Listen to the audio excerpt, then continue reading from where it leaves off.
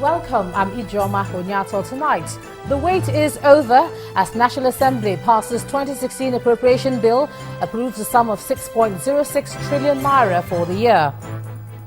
The president seeks ways of averting crisis in the oil and gas sector, reaches agreement on increasing fuel reserves with the leadership of Pengassan and Nupeng. Former National Security Advisor Sambo Dasuki refuses to appear in court over the absence of his lead counsel. Prosecution says it's a ploy to delay trial. And conflicting casualty figures trail the deadly attacks in Brussels as police continue operations to fish out suspected airport bomber.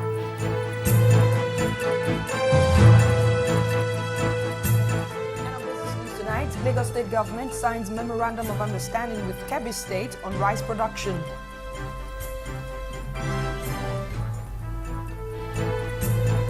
Alan Sports News, Belgium Council International friendly with Portugal over security fears after yesterday's deadly bomb attacks. I'm MC Prior, and from Abuja, House of Representatives Committee makes a U-turn on the use of the computer-based test for the Unified Tertiary Matriculation Examination.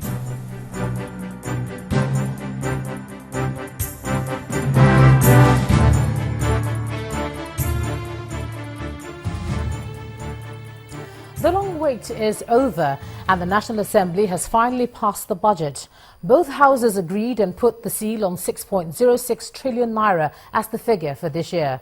The budget passed is 17 billion naira lower than the 6.07 trillion naira presented by President Buhari to the National Assembly. Now, the chairman of the appropriation committees in the House of Representatives and the Senate told journalists that for the first time the National Assembly reduced the size of the aggregate expenditure, consequently reducing the total recurrent expenditure, deficit and borrowing plan. The 2016 budget will now be sent to the President for assent. The journey to the passage of the 2016 budget has been contentious and fraught with acrimony. Ever since President Buhari laid the 2016 budget before a joint session of the National Assembly, the budget has been a sore point for the new administration. Reports first emerged that the budget was missing, then there were reports that it was doctored, then padded, and finally the National Assembly admitted that the budget was filled with inconsistencies. After months of trying to salvage the situation, the National Assembly Appropriation Committees finally completed work on the 2016 budget and presented it before the Senate and House of Representatives. In the Senate, the chairman of the Appropriation Committee gave the highlights of the budget. Aggregate expenditure 6 trillion 60 billion 677 million 358,207 naira. In view of the revenue and general economic challenges confronting this nation, the committee has, in a landmark decision, not witnessed since the advent of the President's Democratic Dispensation in 1999, reduced the size of the aggregate expenditure and consequently reduced the total recurrent deficit and borrowing plan. He also read out the observations made by the committee on the budget. The appropriation bill, which is the first by the President's administration, was not presented on time to the National Assembly. This subsequently affected the timely passage of the bill. 2. The appropriation bill, after its presentation to the National Assembly, was seen to be fraught with some inconsistencies. The same procedure played out in the House of Representatives. However, briefing journalists after plenary, the chairman of the National Assembly Committees of Appropriation made further clarifications on the 2016 budget. I would also like to talk about the aspect of certain elements that should be in the budget that we are missing. And these are some important items in the budget that both we members of the National Assembly and the executive arm of government agreed that this item ought to have been provided for in the budget. These items include, I give you an example, like the case of the NYSC, where the total number of core members for this year should be 260,000, and in Aero, only 210,000 core members were captured. The 2016 budget will now be sent to President Buhari for assent. However, it is one thing for the budget to be approved by the President, and it's quite another for the executive to implement as envisaged by the federal lawmakers. Linda Akibi, Channels Television News. Well, to take a look at the passage of the bill and its implications for the economy, I'm now being joined on the news at 10 by a partner at Ernst & Young, Mr. Bisi Sander. Thank you so much for joining us on the news at 10 tonight. Thank you.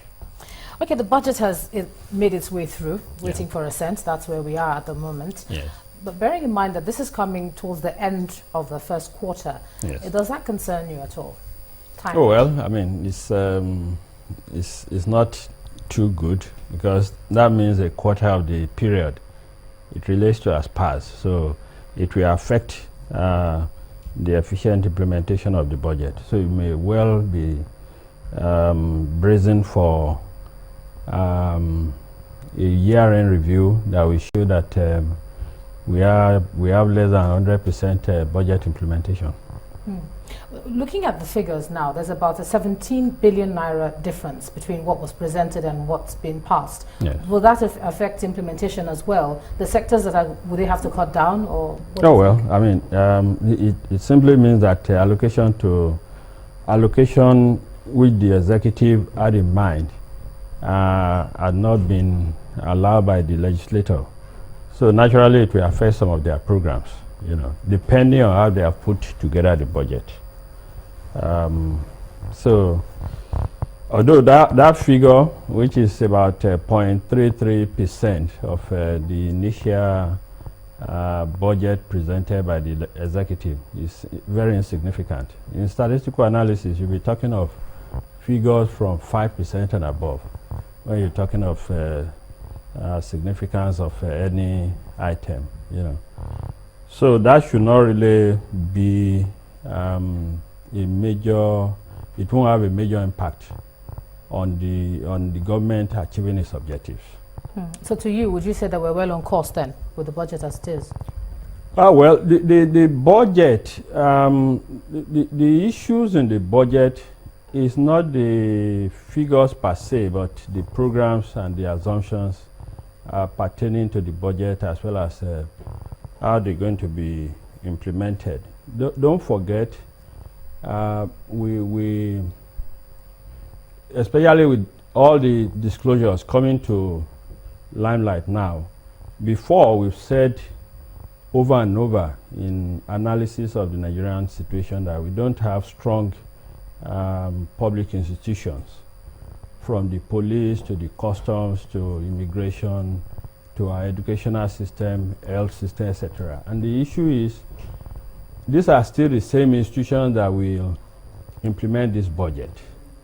So you definitely, if you don't want to wait till the end of the year to realize that they failed in what they set out to achieve, you'll be very much interested in what kind of transformation programs they have for all these institutions. Because don't forget, the chain is as strong as its weakest point. And we know all these state institutions are very weak. So the government needs to come out clearly with, unless the government is telling us that everything is okay with its institutions and there's no need to do major transformation. But we know definitely that government service delivery is very, very poor. And if those organs are the ones that will implement this budget, then we may be gearing for a failure in the outing. The second thing has got to do with, there's a lot of hope that there will be a lot of transformation. Of course, we've been hearing of change. Even when it is business as usual, it's not easy to carry out a program, a budget, ordinarily. Talk less of in a change situation. And we're talking of weak state institutions.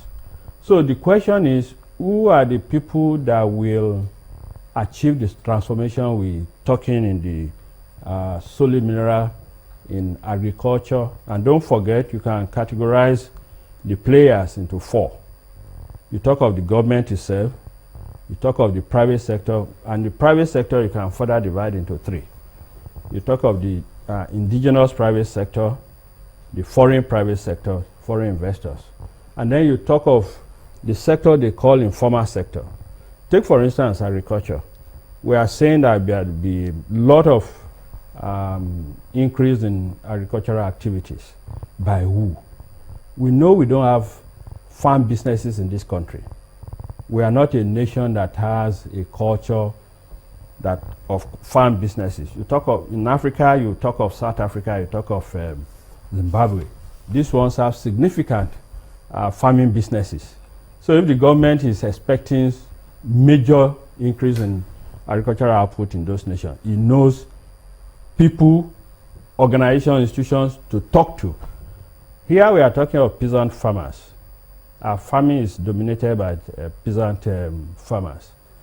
As the government come out with its program to mobilize these peasant farmers, for instance, by cooperative societies and some other support to them, we haven't seen that one.